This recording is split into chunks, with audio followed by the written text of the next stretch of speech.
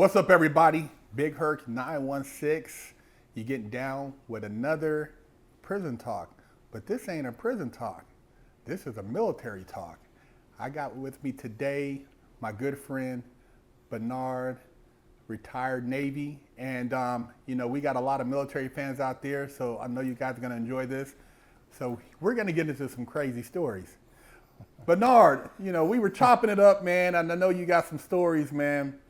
And, our fans want to know, they've heard a lot of stuff about prison, but the military is something that a lot of people don't really know about in depth because they don't maybe have a relative or family member that's been in the military, and you were in the Navy. What is one of the craziest things that you witnessed in the Navy, whether on base or deployed, that you'd want to share with our audience? All right, here's one story.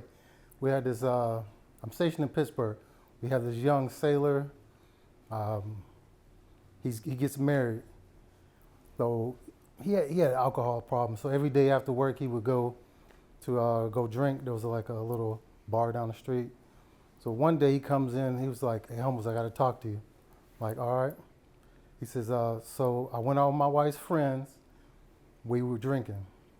They told me, congratulations on, the pregnancy." And he was like, "Oh, okay, thanks," and whatever. So he goes home. He tells his wife, went out with his friends, and they said you were pregnant. So when you were going to tell me? He said, she's like, this and that. So she admits to it, "Yes, I'm pregnant." He was like, "How many months along are you?" She says 3. And he says, "We haven't had sex in 6 months." So, so at that point, he's like, "Well, whose is it?" She says, "It's the next door neighbor's." Oh. So he was like, "I thought this guy was my friend." He said, "This whole time, like, they would send me to the other side of town to pick up beer. Like, they wanted specific stuff. They would send him to the other side of town to pick up stuff." Oh, wow, while they were busting his wife's cheeks? Yes. Oh, Yeah. wow. And they were having issues before that, but at that point, the command stepped in and was like, "You got to get divorced. Like, it has to happen at this point. Because you got to out. Yeah. You don't have no kids with her, so you got to out at this point, make it happen." So, You know what's crazy when you say that, too? I lived on a military base, and I remember there was this Puerto Rican cat that lived a couple of doors down from us, and his wife used to always come outside when we were out there playing as kids, and she'd be wearing tights and doing stretches, and I'm talking about coochie cutters, and dude, we were little kids like, damn, man, look at George's mom, man. Like, George's mom was a cold freak, and this dude, when he come in the house, get your ass in, he'd be cussing at her in Spanish and stuff, and she was a cold freak, and I mean, she would go, I remember, and they had like 3 or 4 kids, and sometimes we'd be in a gym playing basketball. She would come up there and the guy would be playing basketball and she'd be parading around. And, I was kind of putting one and one together. I was still like 11, 12, but I knew that George's mom was loose. And, guys on the base would be looking like, man, and like you said, dudes on base, they talking about their buddies, but, he might have duty. Somebody be at George's mom's house, tapping that butt, man. yeah. So I know in the military, a lot of times that happens. Yep. Have you ever seen it where, a guy goes off on, like, say, he gets, sent out to sea for a couple months? Because I've seen this happen too.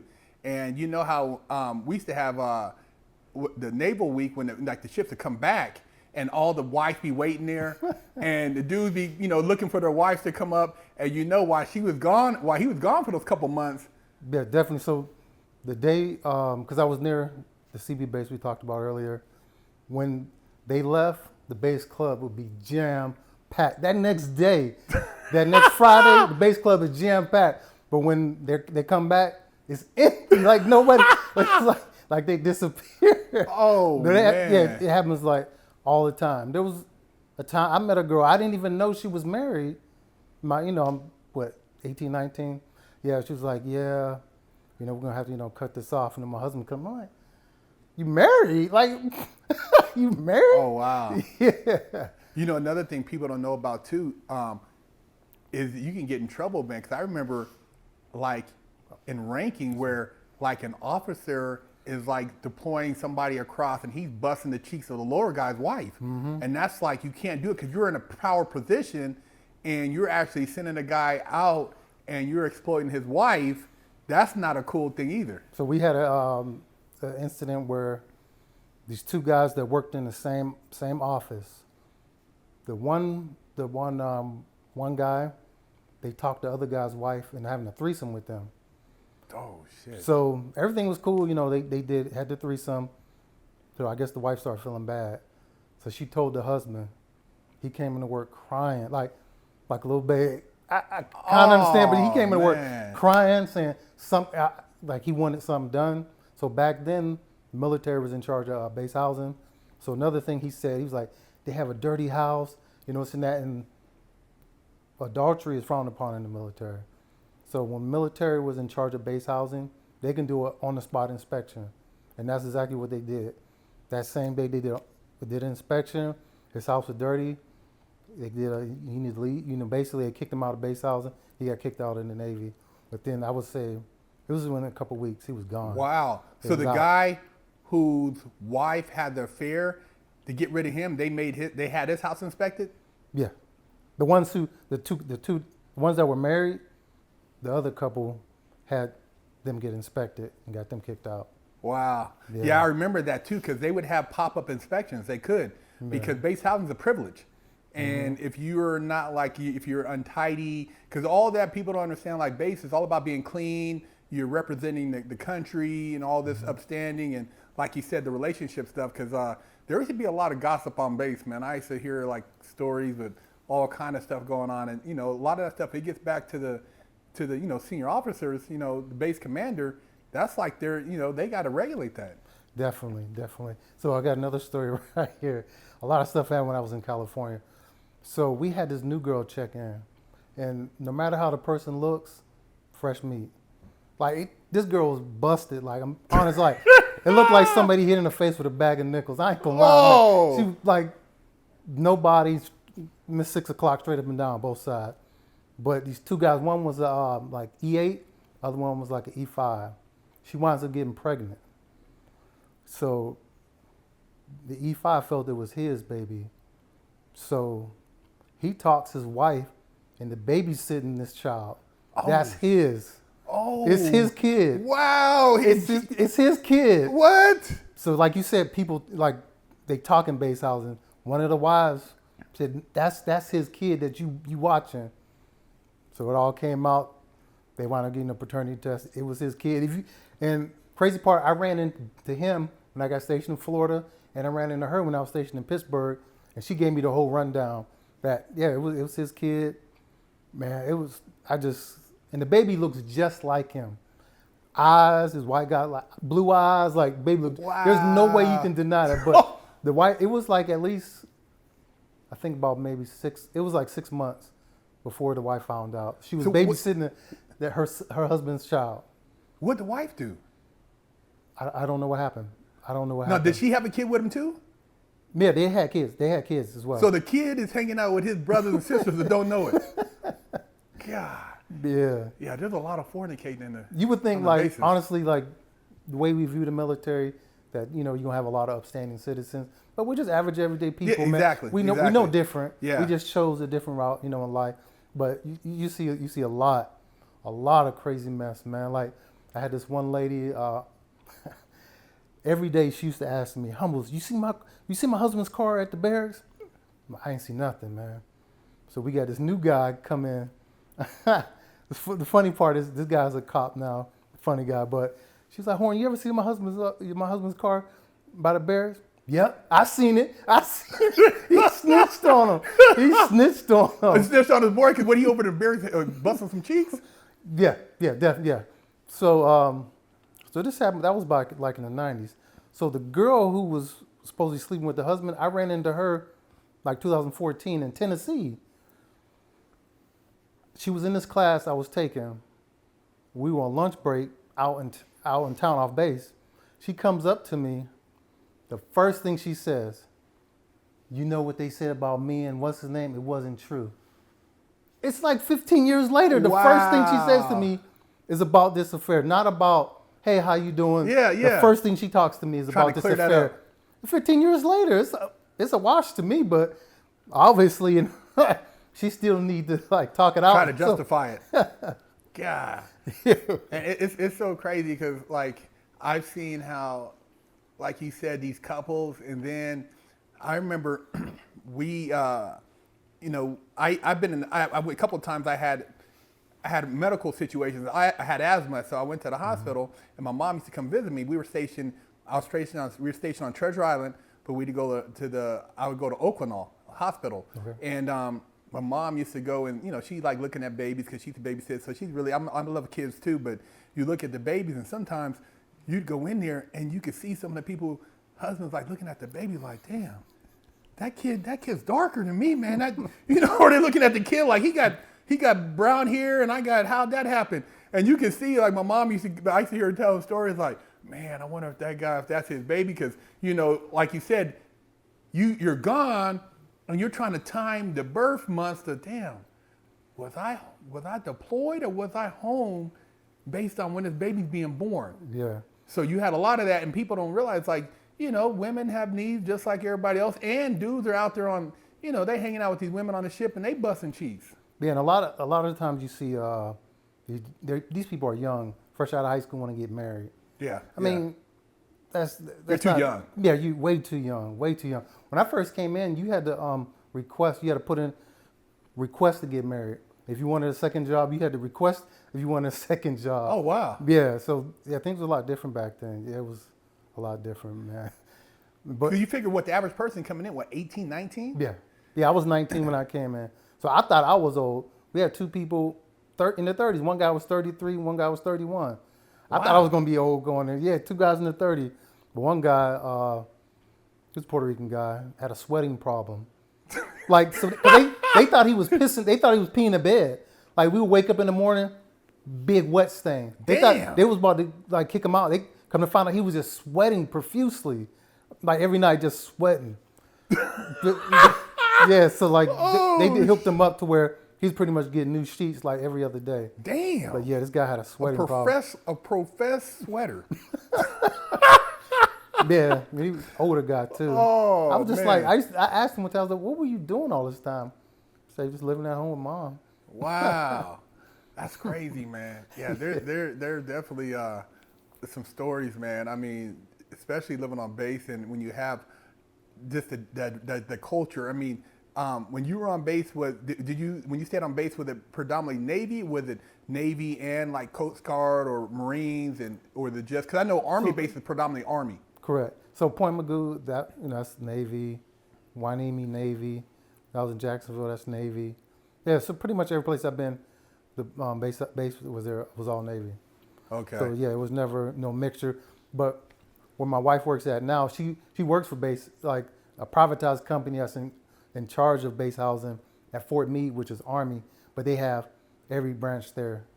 Okay, because I know like even like where my mom is at now, they have a naval base. But like you say, if you're the naval commissary, but if you're Army, Air Force, anybody can shop there. Yeah. If you're ex-military. So I know there's always that mixture going on there.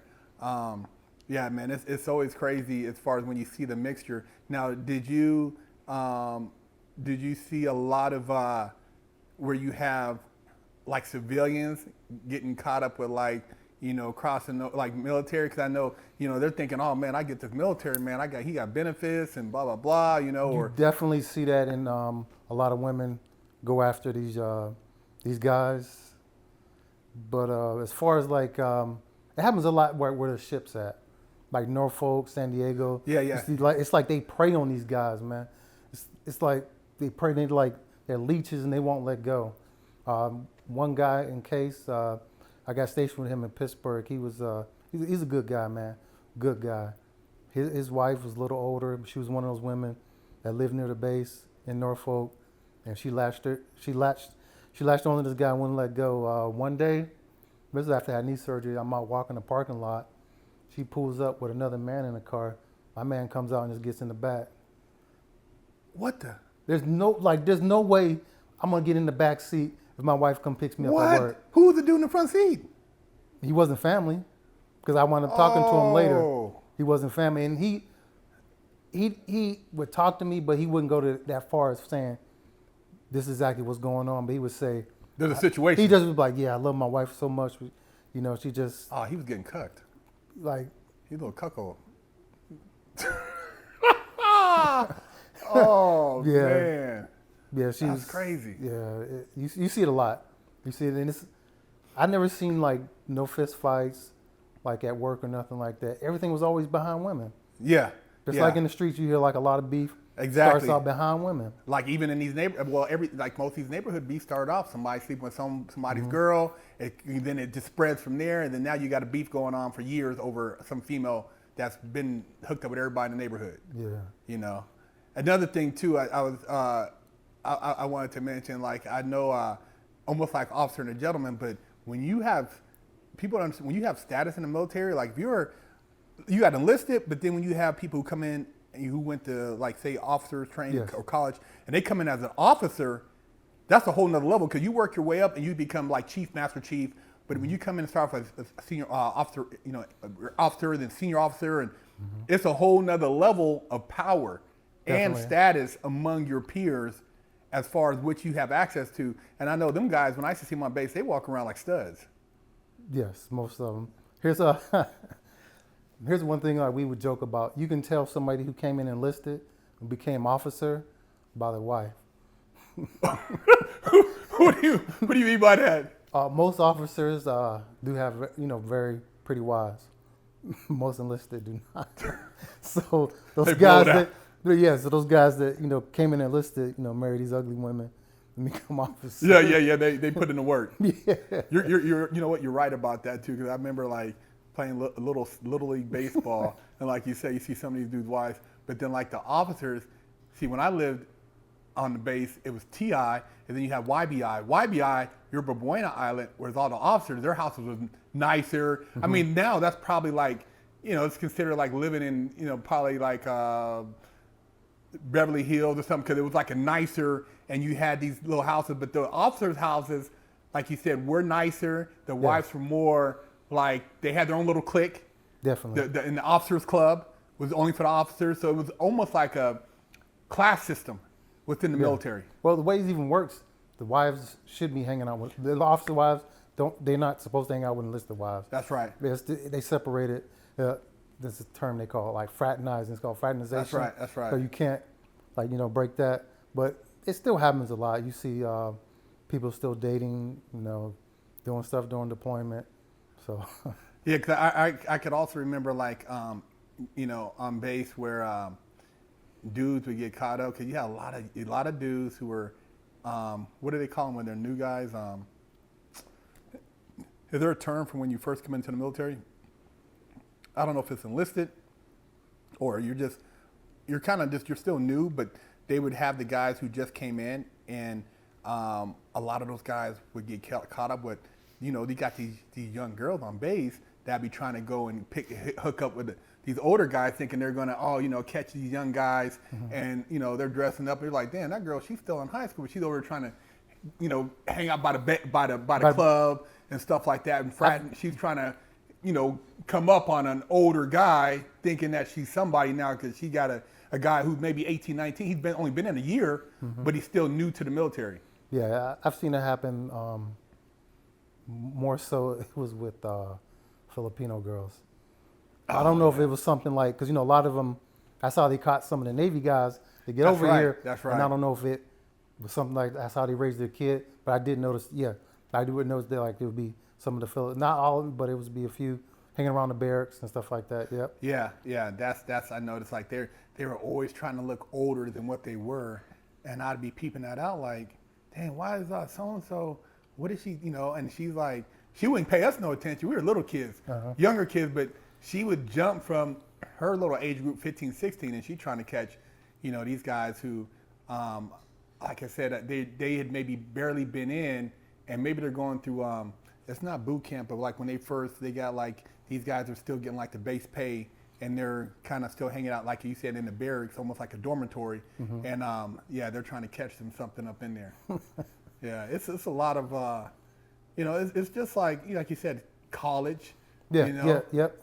college the when you barracks first. in the dorm, pretty much. Pretty much the outside. same, because in barracks you're not married yet, so you don't really have base housing. But the barracks is like, guys are going out having fun and still doing their thing, and you got your training and stuff like that. But yeah, man, Yeah. good shit, man. So like when I was in college, the dorms, they would have parties and everything the same, just like after I joined the Navy. But I had a buddy in college. He was from Las Vegas, so he used to call himself T-Mac. So one time we go to a party, he said, "I'm gonna show you how T-Mac do it." Just walks up to this white girl, grabs the back of her neck, kisses her, and that's how T-Mac doing. Just walked up. So T-Mac was a cold dude, huh? Yeah, we still keep in touch to this day. But later that night, this is what, I don't know how this happened, this transpired, but he talked to this girl. She I think she's from like Australia or something like that. And we came back to my room. And I don't know what the conversation was, but we wound up beating her with a belt. That's what she wanted, just to beat her with a belt. We beat her with a belt. Oh, she was in a masochism. I don't know. I'm at that point. I'm 18. I know nothing about nothing. So I'm just first. That ain't nothing. It hit harder. So it's like my individual, just welling. I had no clue at that point in my life that people were into anything like that. Oh shit!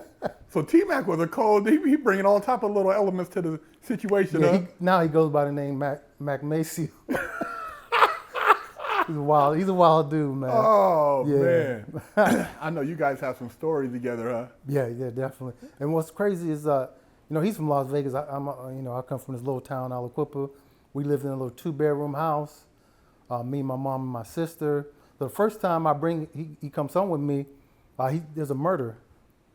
Like we ride up to the other side, and this guy, gets popped, and I was up dying. Every weekend after this, oh, let's go to your house, man. Let's go to Aliquippa, man. I'm like, we don't got money like that. My mom keep coming to pick me up like that. Yeah. But he wanted that environment to keep coming out there all the time. So he was excited about the whole element of like shit going down and. Yeah. Oh man. Yeah, he loved that.